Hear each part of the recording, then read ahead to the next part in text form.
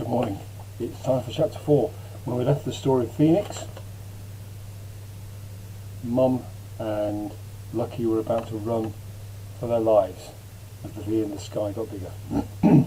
Chapter 4. He ran, they ran, together. Through the back streets of the spaceport, they ran together, round a corner, along an alleyway, and straight into a dead end. An electrified fence loomed up before them, 10 feet tall, with floodlights at the top. A noisy crowd was gathered in front of it. There was no way around it. They were trapped. Join that crowd, urged Lucky's mother. Safety in numbers, it's our only chance. She pushed him ahead of her into the press of bodies. Shh. The hissing was almost directly above their heads, yet it was still so soft and quiet. Lucky couldn't even be certain it was there. He glanced up. The V-shaped shadow was so big now, it blotted out half the sky. Don't look up, whispered his mother. Keep your head down, and we might just get away with this. It was so hard, every muscle in his body screamed at him to look at the great V in the night sky, to see what it really was, but he forced himself to look down. He shut his eyes, pulse pounding in his throat as he held his breath. 1,000, 2,000, until the hissing faded away at last, and her grip on his hand relaxed. They're gone, she whispered, but that was way too close. We're in trouble, Lucky. We need a flight off this world, and I don't know how.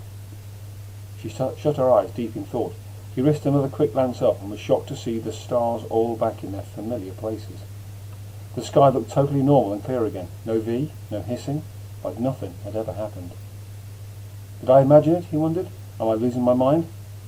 The people around him seemed unaware of the shadow that had just passed over them. They were focused instead on something at the front of the crowd, by the fence. Whatever it was, this thing held their full attention. Puzzled, Lucky edged round to the side to get a better view. In the harsh glare of the floodlights, a fight was taking place. Several men were piling in, kicking at something on the ground, then backing away rapidly. Other men were slamming sticks down at this thing, hitting it, then backing away too. They were shouting, their faces red with anger. He edged a little closer to see what they were attacking. Then it roared and reared up on its hind legs, scattering the men, and Lucky saw horns, great curving horns, pointing up at the sky. And his stomach turned to liquid. His blood ran cold, because it was an alien, the first he'd ever seen in real life. It was a young male, and he was big. He was way bigger than Lucky. He was as big as the biggest man in the crowd. He was muscular too, a solid wall of muscle, hulking and roaring under the lights, like a nightmare come to life. He was dressed in a strange coat that looked like it was made of liquid metal, billowing behind him like wings. His flaming eyes were covered by mirror shades, but Lucky could see cloven hooves protruding from the bottom of his coat, massive black hooves that could crush a human head. But there was only one of him, while there were half a dozen men ranged against him. They piled in again, all at once this time, and forced the alien down by sheer weight of numbers. The crowd howled in their approval. Get him! Get him! Lucky found himself howling along with them. Get them all, he yelled, his fears boiling up inside him. Lucky, warned his mother. She was shaking her head. She looked appalled. The men were pinning the alien down beneath the electrified fence. He was struggling and roaring mightily. It took 4 of them to hold him there, one on each limb.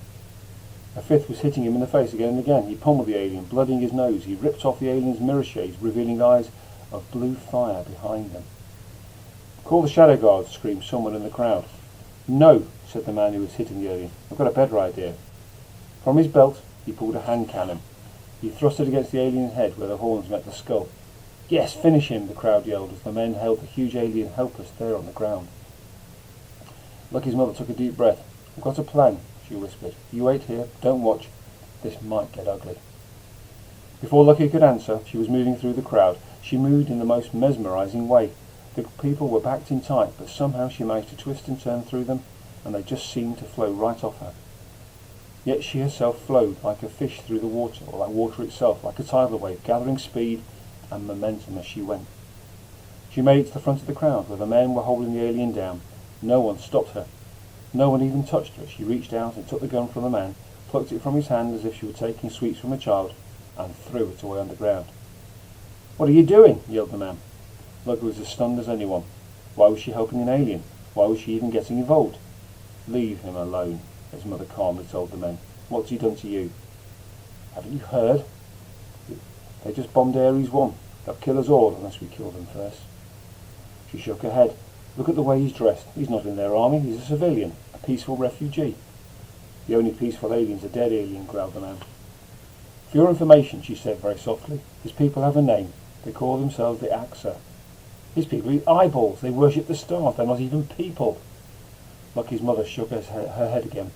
Sometimes, she said, I'm ashamed to be human. Now leave him alone. There was a silence for a moment. Then the man stood up, fish clenched, excuse me, face red.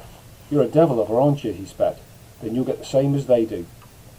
He drew his fist back to hit Lucky's mother, but she moved first.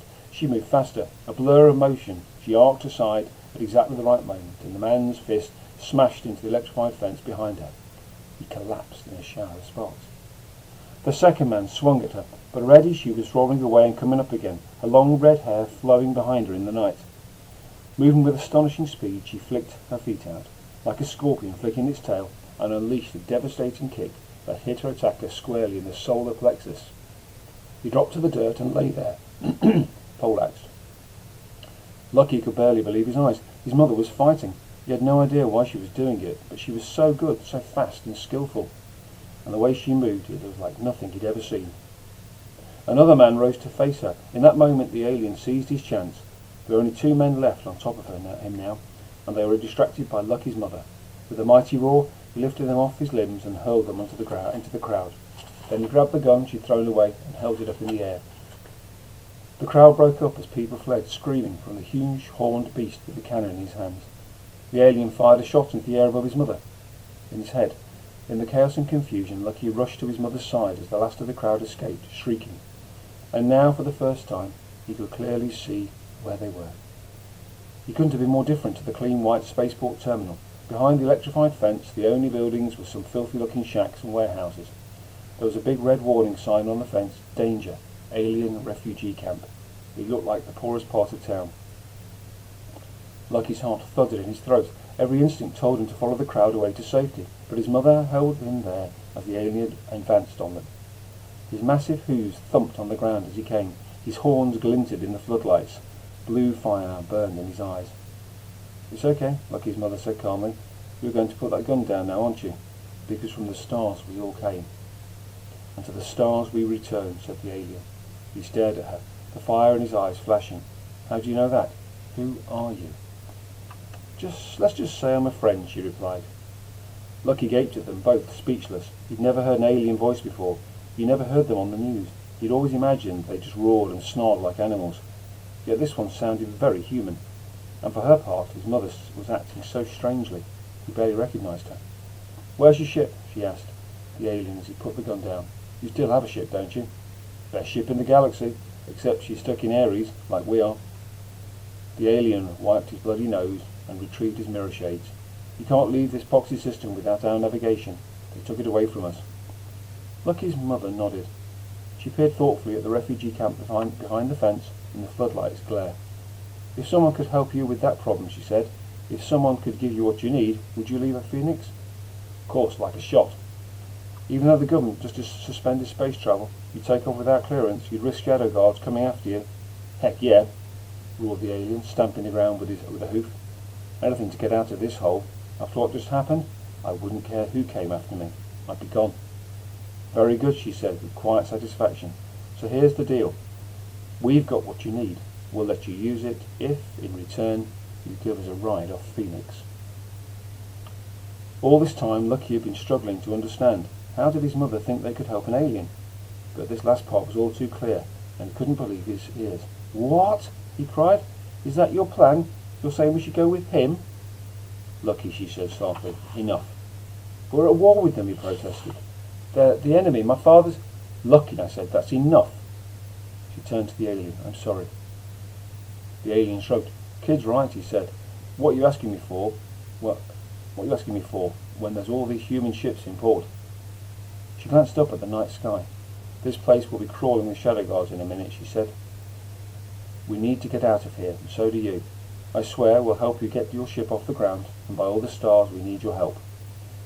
And then she looked the alien straight in the eye and asked the question, Well, have you got room for a couple of passengers? Ah, groaned the alien, wiping blood off his face with the back of his hand. Look, if it was up to me, his words tailed off, But I've got a captaincy, and my captain, he won't like this. He won't like it one bit. But seeing as you helped me out, seeing as you just saved my skin, well, I guess you better come with me. Where are they off to next? The end of that chapter. I wonder what you might do with that. Perhaps a drawing of the alien. Reread it, rethink about it. That character alien, what's he like? Okay, thank you very much.